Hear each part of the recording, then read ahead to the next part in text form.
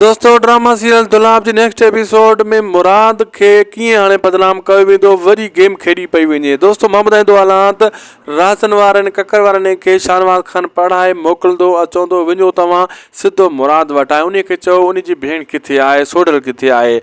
जे उन जे घर में हूंदा त ठीकु आहे, जे न हूंदा त हाणे हू बदनाम थी वेंदो। राज़न वारा मंसूर खान सां बि मिलंदा ऐं इहे ॻाल्हि कंदा त हीअ असांखे ख़बर पइजी चुकी आहे, सोडल छोकिरी भॼाए विया, हू असांजी इज़त हुई, ककर जी घरवारी हुई, असांजी इज़त जो फालूदो थियो आहे।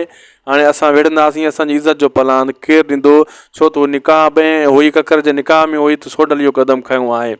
मंसूर खान बि चवंदो ईअं न आहे, अगरि राज़न चवंदो अगरि ईअं न आहे त पोइ असांखे गुलपरी ॾेखारी वञे, सोडल बि ॾेखारियो वञे। मुराद वटि वेंदा, मुराद खे इहा ॻाल्हि कंदा, मुराद नेठि मजबूर थी पवंदो, चवंदो हू ॿी जॻह ते मां उनखे छॾे आयो आहियां। ऐं ओठो चवंदो, यानी राज़न चवंदो न ईअं थी नथो सघे, उहो भॼाए वियो आहे, असांखे पक पइजी वियो आहे। ऐं अहिड़े हिसाब सां सॼे ॻोठ में इहा ॻाल्हि हुलाई वेंदी ऐं मुराद खे बदनाम कयो वेंदो। मुराद मजबूर थी पवंदो ऐं इहो ई अहद कंदो, जॾहिं मूंखे मिलियो सोडल मां उनखे टुंग टुंग करे छॾींदुसि।